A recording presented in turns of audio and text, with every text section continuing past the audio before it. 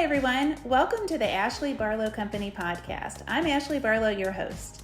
If you are a parent, a teacher, or someone who works at a school, or you're a community member, a volunteer, or a staff member at an organization that supports people with special education plans, a coach, a tutor, or even a grandparent, you're in the right place.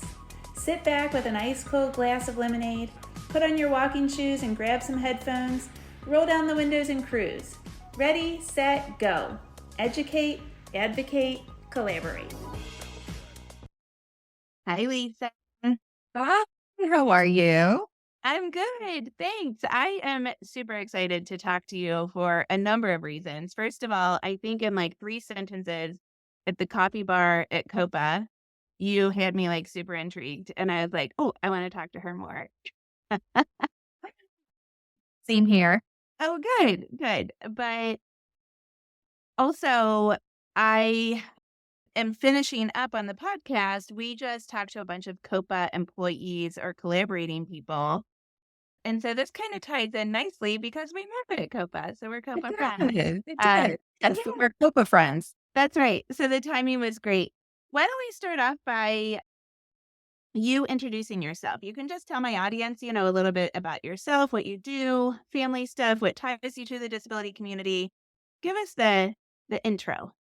Sure. Yeah. So I'm Lisa Hernandez. I'm a lawyer and I'm a mom in New Jersey. And obviously a member of COPA. So I have 3 children, and my oldest, my 12-year-old son, has autism and a kind of a variety of developmental delays, some pretty significant developmental disabilities. So he is really what drew me into special education law and disability rights. So before I had him, I've been a licensed attorney since 2005. And I practiced in a few different areas of law, but it was never special education or disability really related until I had my son. And we were kind of trying to figure out how to navigate the public school system in New Jersey with autism and requiring really a significant amount of services and support. And he still does, right? And trying to figure out, inclusion and private school and what kind of classes are right and things like that, right? So like I said, I'm also an attorney. And I practice plaintiff-side employment law for the most part. That's the bulk of my practice. And for those listening who don't quite know what that means, basically, my firm represents wronged employees, individuals who, for a variety of reasons, could have a claim against an employer. It can be whistleblowing, it can be sexual harassment. We saw a lot of that with the Me Too movement and still are. It can also be disability discrimination. That can be discrimination in the workplace, failing to provide accommodations, failure to hire, hostile environment based on disability, things like that. So that's a large part of my practice. But this really cool bridge exists between special education and employment, because at some point, all of those special education students are going to age out of special education, and the majority of them are going to seek some type of employment. It'll either be competitive employment in the job market the way we know it and talk about it, or it will be supported employment through supports through state agencies and things like that. But eventually it comes, and it's a much different legal landscape than being a special education student. And so I really love finding that little niche area and helping sort of build that bridge and help students become prepared to be self-advocating employees. Yeah, I think I have to say, when I was in law school, first of all, my employment law professor was extraordinary, so interesting. When I knew him personally too, one of my most favorite guys. But I loved that class unfortunately, sometimes the facts were super salacious, and so it made the class interesting. But I think employment law is one of the more easy to understand administrative laws, right? So, like, there are federal laws that govern employment as well, but like the administrative part of it, a lot of those administrative things are super hard to understand. Like, I think Social Security is hard. I think tax is hard. I think education can be hard, but employment, like the EEOC administrative side of it, I thought was like easier to understand and not as it's very fact specific, which It is. I Fact specific. It's a bit more intuitive. I will say so at least in New Jersey, so employees can, of course, pursue claims through different EEOC offices and follow that path. Usually when they come to us, we're really no longer dealing with the EEOC, or we're at least not directly involved in that portion of it. And we're going into state court and we're starting to file claims under New Jersey's anti-discrimination laws. That's yeah, usually where we are. yeah, that totally makes sense. By the time it gets to an attorney, that's where it goes. Super interesting. So let's go back to that intersectionality between um, transition to adulthood in schools, which is a really ginormous topic Yeah. because the sky's the limit. The possibilities are endless. And as people, regardless of whether or not they have disabilities, transition into the world. But let's talk about that intersectionality between employment law and transition. So what does that look like? And maybe we could start off with like what is out there to help people? What laws are out there? What agencies are out there? What can help people do this from an employment lens? So, well, one thing that's out there. So if students have IEPs or 504 plans in high school and they are transition age, very often, and this is going to be state dependent, but this grew out. So in each state, this grew out of the Federal Workers Innovation and Opportunity Act, WIOA, from 2014. And a lot of these state uh, systems were kind of developed from it in like around 2016-ish or so. So in New Jersey, we have our Department of Vocational Rehabilitation Services and DVRS, and every state has something like this, has some analogous state organization, right? So DVRS can become involved during transition planning. So they can get involved in IEP meetings. They can help to develop transition plans. In New Jersey, they cannot duplicate. So if the school district is already developing plans and talking about job training, help with job skills, help with resume writing, career surveys, trying to find an appropriate career path for a student. So if a school is already doing that, then generally DVRS does not duplicate, but they can certainly come in and be the person, be the counselor who comes from DVRS can kind of be the person that helps the student kind of lead the way down that path. And the student doesn't have to be referred by the school. You can self-refer, a parent can refer.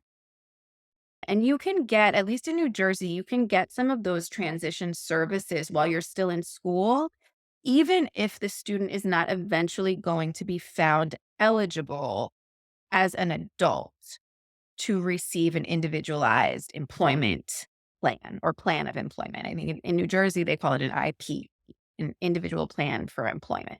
So that's one place to start. And I think that probably is going to be helpful for a lot of kids with IEPs. It may end up being most helpful for students who are going to head down a path of needing some type of supported employment service once they leave school or once they enter a job setting, whether they need kind of like an on-site job coach or on-site job training for a certain period of time or long-term follow-up to ensure that they're able to retain employment. So DVRS or your state vocational rehabilitation services, that's one great place to start while your student is still in school and you're still doing transition planning. Mhm. And they do, Yeah. just from the educational standpoint, your Voc Rehab in your state can also provide assistance for students that are going to do college or a college program as well. So, like, they Right. can help. Like, I don't know if you know this, Lisa. I have a physical impairment. I broke my back when I was 15 years old, and I have I a did not. permanent disability. And I've got a weight limit. That weight limit is now a little bit different because from time to time I carry a 100-pound child.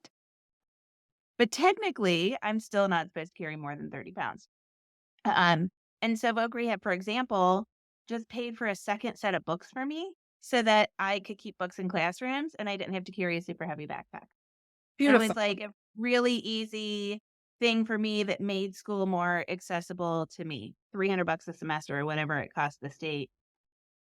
But, you know, Beautiful. Yes. it can be as Excellent point. creative or as, personalized as possible for those folks as well, right?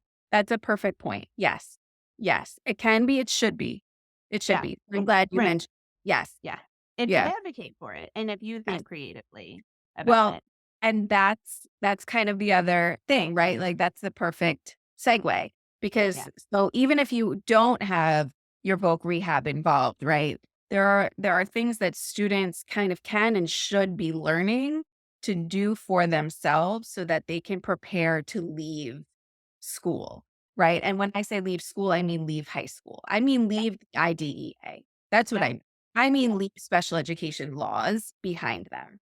Mhm. Because once you age out of special education, like I said before, the legal landscape changes and students' rights change. And students have to be prepared. Number one, they need to be very well versed in their disability and what it means for them. So it doesn't necessarily have to be understanding the textbook definition or the DSM definition of autism or ADHD or whatever it is, right? But understanding their own disability and how it impacts them, specifically how it's going to impact their ability to access services or access, and let's talk about jobs, right? To access to the workplace and to perform the essential functions of their job, right? Mhm. So they need to understand the job they're looking for. They need to understand if, or that they're applying for. They need to understand if their disability is going to impact how they perform it. And they need to understand how an accommodation will allow them to perform the essential functions of that job, because that is key. If a person with a disability cannot perform the essential functions of a job, even with an accommodation, they don't get that job. They don't get it or they don't keep it. And that's not discrimination. You have to be able to perform the functions of the job, but you are entitled to reasonable accommodations in order to help make that happen. And so that's it. That's a lot of, it sounds like a lot of common sense, but it's really quite deeply regulated by law about what all of that means, right? So reasonable accommodation, the word reasonable is defined by law. What does that mean, right? It might not be what it means to us as like regular, normal people in conversation, but as attorneys, it has a definition, and functions of the job, essential functions has a definition under the law. Um, and then, there are processes within the workplace that individuals with disabilities need to be prepared to undertake. So you have to let it be known somehow that you have a disability. And then it's not your employer's job to just give you whatever you need. but it is their legal responsibility to work with you in an interactive process to try to figure out what accommodations will allow you to do your job and are reasonable in terms of the burden they put on the company as well. And Yeah. so even just in this description, you can hear how it's like entirely different than a classroom. This is not the way a classroom works for Well, someone with a but disability. it's not. But what I keep hearing is self-advocacy, self-advocacy, self-advocacy, self-advocacy. And I always tell people the time to start thinking about transition is yesterday. Yeah. And I like that. I like that. yeah, like now you need to start thinking, what's your kid interested in? How many transition plans do you see where an autistic person, Coco's going to weigh in? That's the big 1,000-pound black lab right there. Where the transition plan for an autistic teenage boy is, I want to work at GameStop. Okay, great. You want to sell video games because you like video games. But what are you going to do when somebody comes in and returns your favorite game and says it's dumb and they don't like it? If you don't have the social skills for that, Right. you aren't going to work. And so many people that have that profile are not made to succeed in customer service. And really, that's what that job is. Yes. And it has Think to, and no, yes, people have have to know your profile. you have to know your profile, and you also have to start preparing. Like maybe that student can be taught how to handle that situation, but it's going to Yep. need most likely be a quite an explicit instruction, and it's going to be something that a lot of people aren't thinking about, right? Right. But Right. you can get it.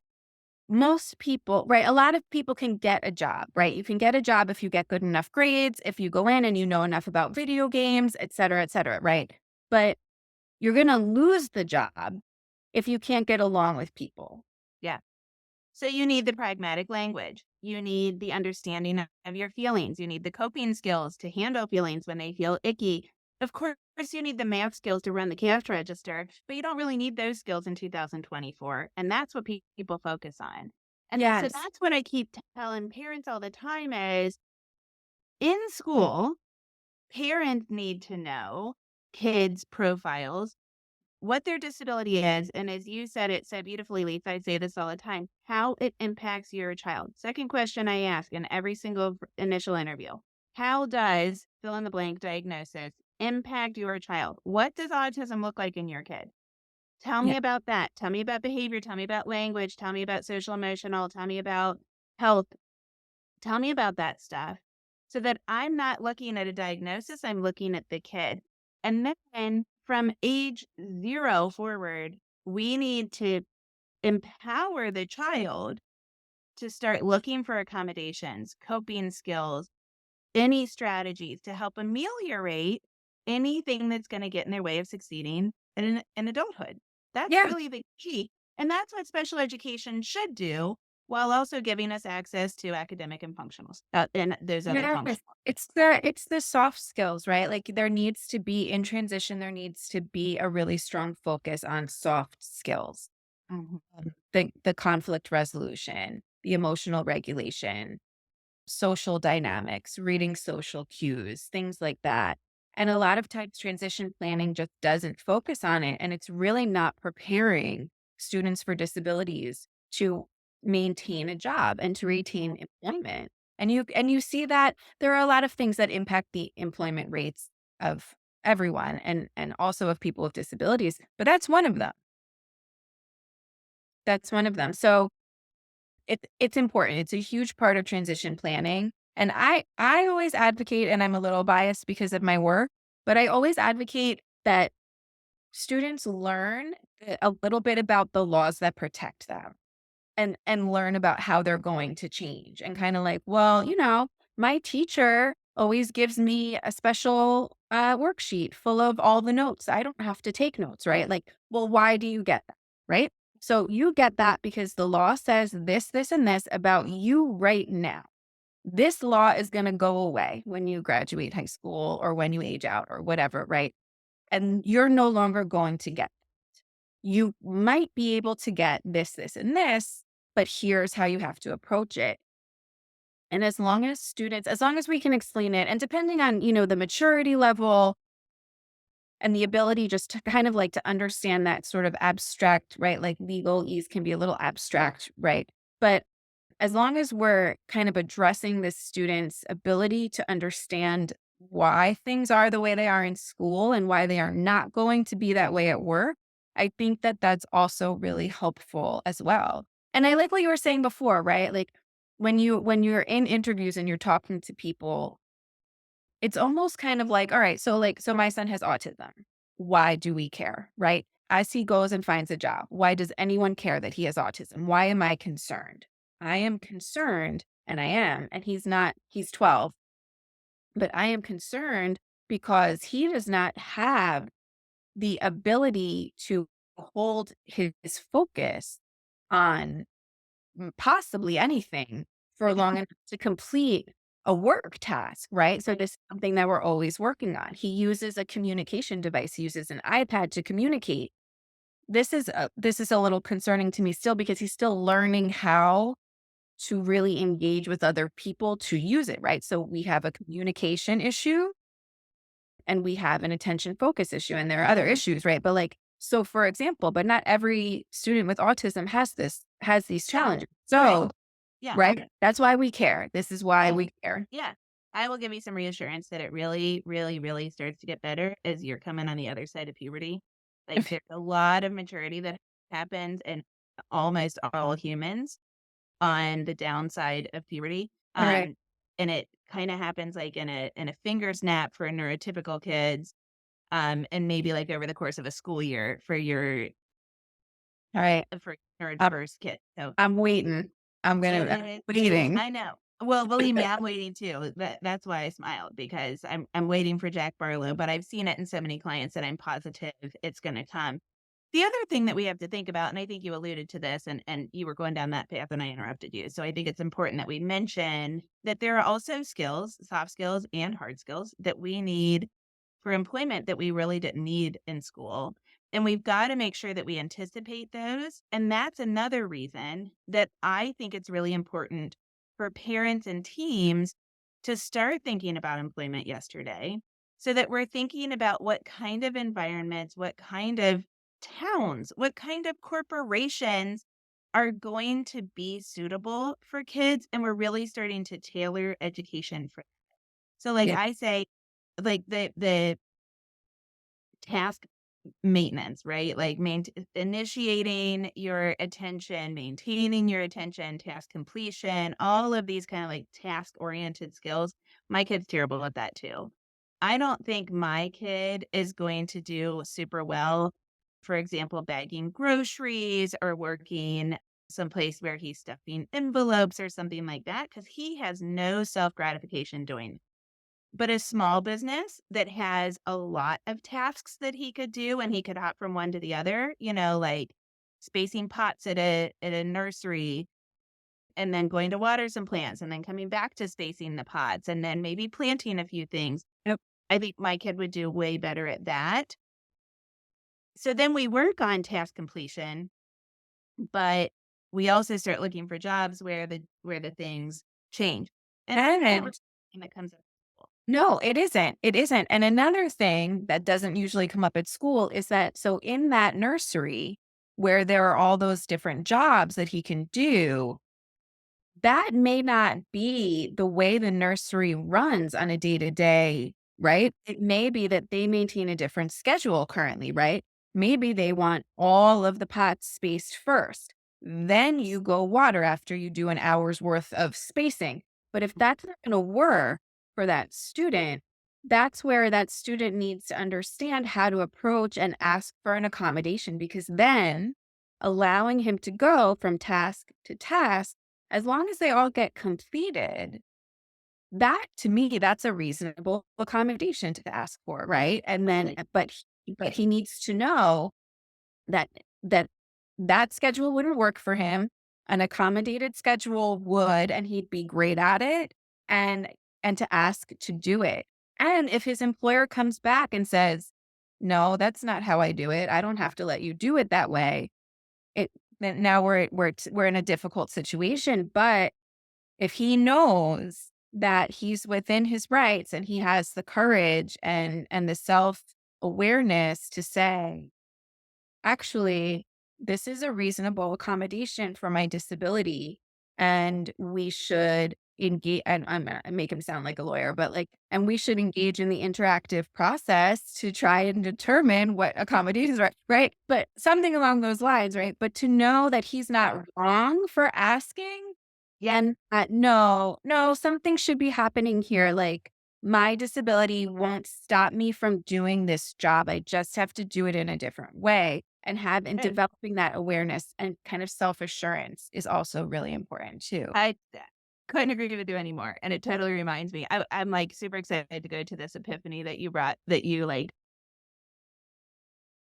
So that's where we're going next. But my kids are colorblind, and my Griffin just like hilariously talked like a lawyer and answering a standardized test question where like the question was color coded. And I think it started with like, as someone that suffers from colorblindedness.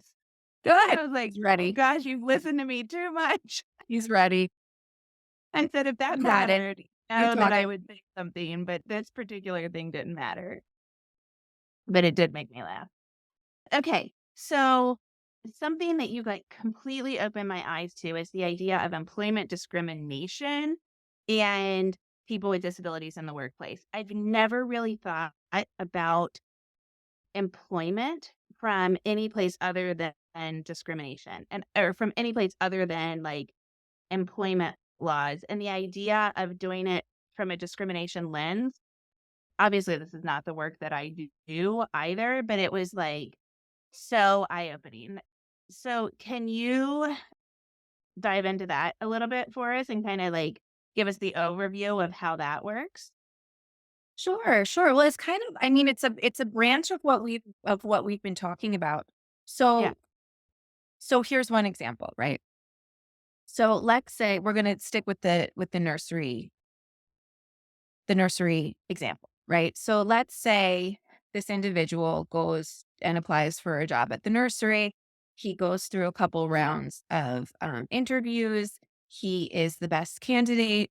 And then when they offer him the position, they say, and some companies do this, some don't. Larger ones tend to more than smaller ones, but are you going to need any accommodations? Or they offer him the job and he says, great. When I start, I'm just going to need this accommodation to the schedule, this reasonable accommodation, if we can talk about that. And all of a sudden they give him a call a couple days later and they say, we've actually decided to go with another candidate. So this is disability discrimination, right? So, or I would argue it is. So we have kind of a failure to hire, right? Or a rescinding of a job offer based purely on the fact that the employer found out that the applicant or their new employee had a disability and without engaging. So that's one. So that's one legal, right? Disability discrimination, failure to hire. That's under New Jersey's law against discrimination. This is kind of where I'm operating, but this, same general idea throughout the country. Also, we have a failure to engage in the interactive process, right? So at least in New Jersey, that would be another claim. So the employer just said, oh, he can't follow our schedule, then he's got to go. But never went and said, so now employer knows he has a disability, knows he's requesting a reasonable accommodation, and is refusing to engage with him in a back and forth about what the company can do versus what it can't. So that's the second discriminatory. Failure to provide a reasonable accommodation is another discriminatory act in New Jersey. So now we have three. And so that's kind of like how anti-discrimination laws come into play in disability discrimination in the workplace. Very often, it is in a failure to engage and a failure to provide reasonable accommodations. But it can also just be like you find out someone has a disability and so you fire them, right? I mean, that's kind of like straight discrimination.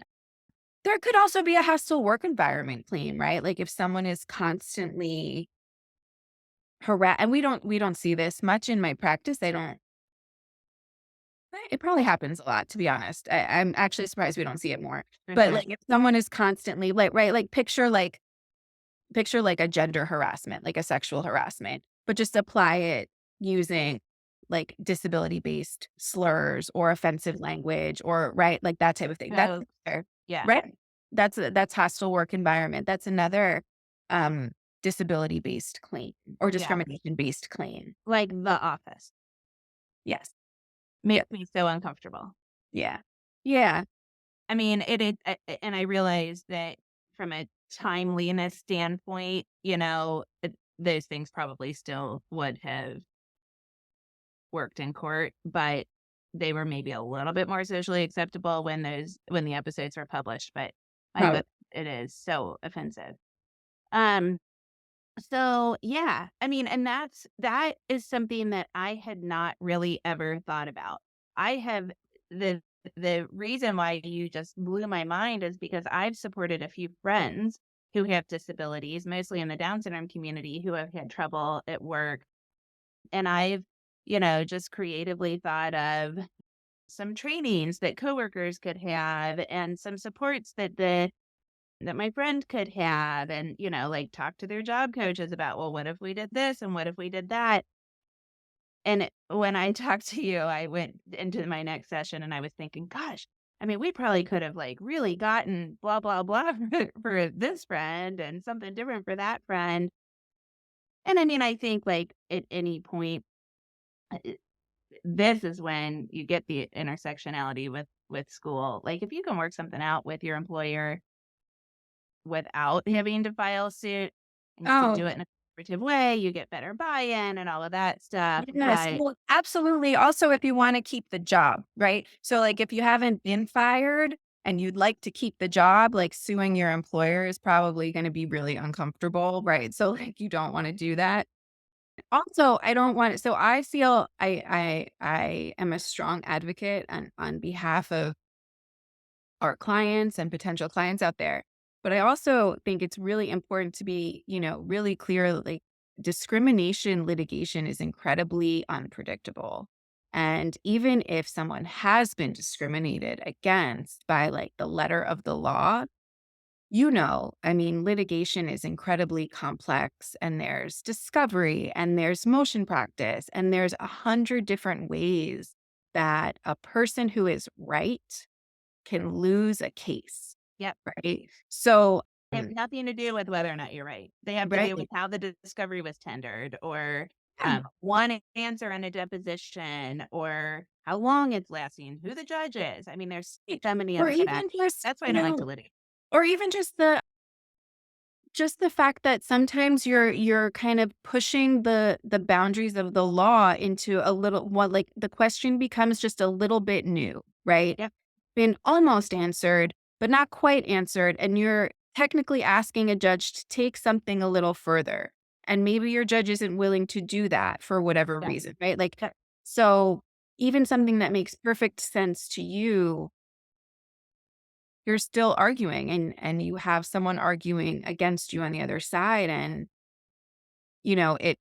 it's never really guaranteed. So definitely being able to avoid bringing those claims is probably should be the primary goal, right? Like if you can avoid bringing a discrimination lawsuit, you should. Should do. Yeah. Yeah. That's awesome. Gosh, this was so great. I am so excited to have this knowledge from you and the connection to you. Uh, thank you. Thank you so much for joining us. Yeah, I'm so glad you invited me and I'm glad that we met at the coffee bar. Me too.